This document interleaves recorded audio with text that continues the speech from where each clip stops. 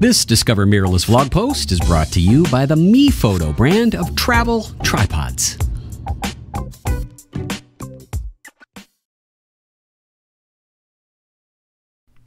Let me go over a couple settings here. I have how I have my camera set up, and then I'm going to talk about what settings I have, like what formulas, I guess, what recipes I have in my C1, C2, C3, and then also 4 and 5, which is part of the C3 mode.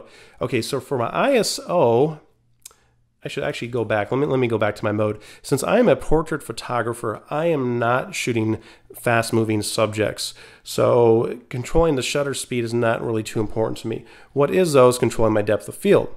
My favorite aperture on most of my shots is going to be f4. If you ever look at my work, it's just what I like. It works for me, and that's who I'm trying to please. I'm going to shoot an aperture priority, okay? I got my lens set to f4. My white balance, I'm going to have set for automatic, and my ISO, I'm going to have set for intelligent auto, because if I'm jumping back and forth between C1 and C2 and C3, I want to be able to control my aperture and let the camera handle the rest. If I feel that the camera's making making an adjustment to the image that I want to override, I can easily and quickly override it and shoot. All right, great. So now that I get those set, I need to be able to store them into C1, C2, and C3. To do that, you go into your menu, under your custom setting, the top of page 1, you're going to have custom memory set, and then you can store C1, C2, C3, -1, 2, and 3. So you got 5 different settings here, okay? And you store it. If you already have settings, it's going to ask you, do you want to overwrite the settings? I'm going to say no, because I already have it set up how I want it. And there you go. That's it. And now what you'll do, if you want to set maybe your black and white for C2, you're going to go, maybe keep this, because since I have my aperture priority, my ISO, my white balance, all that's set for C1, at this point, all I got to change is my picture profile, and I'm going to go to monochrome. And now everything else is the same because that's kind of how I like it. And a custom setting, custom set memory, C2. And then so forth and so on for C3, and then C3-2 and C3-3. Let me show you the settings that I have here. Okay, so C1 is going to be my natural mode. I'll leave this here when I first start shooting, okay? C2 is monochrome. This way I can quickly switch as I'm shooting, still motion or whatever I'm shooting, color, black and white, super easy. Now what about C3? C3 by default is set to the retro look. I really dig the way the retro look looks. It really does look retro. In fact, it even adjusts the sharpness and the tones, not only just the color, to really give you a true retro feel. It is pretty awesome. Now the access, as I'm shooting this, I may want to change the retro feel some more, and it's simple as dragging your finger, making it warmer, or making it, let's just say more warm to the reds, or warm to the yellows. And you can do that with your dial as well.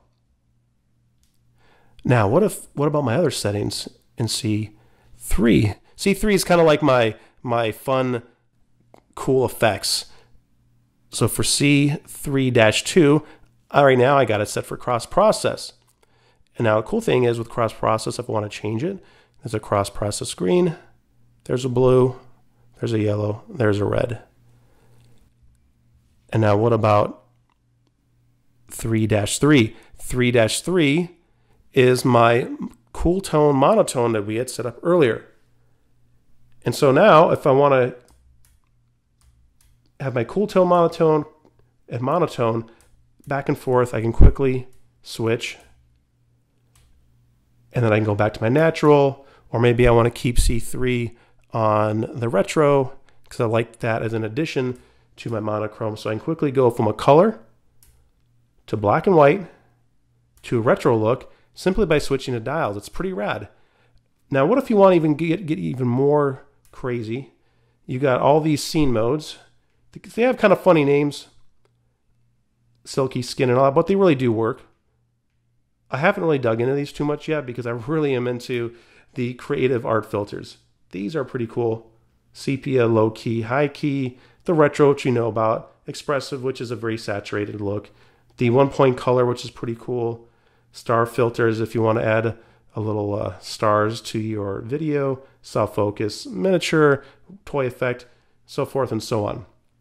Pretty cool and pretty easy, and then you store it right into your custom settings right here. But here's a cool thing, okay? So check this out. So you have on the dial, you got your color, you got your black and white, you got your 3 effects. Okay, now what if you have a scene that you like, you can leave it there and you go back at any time by turning the dial and it remembers where you left off, okay?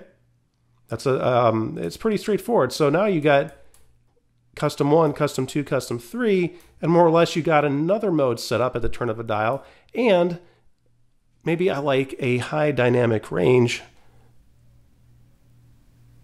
and I want it to be, let's see, what about a high dynamic range monochrome? Boom, there you go. So now I got custom 1 color, black and white, my 3 custom effects, backlit softness mode or whatever you decide to set it to.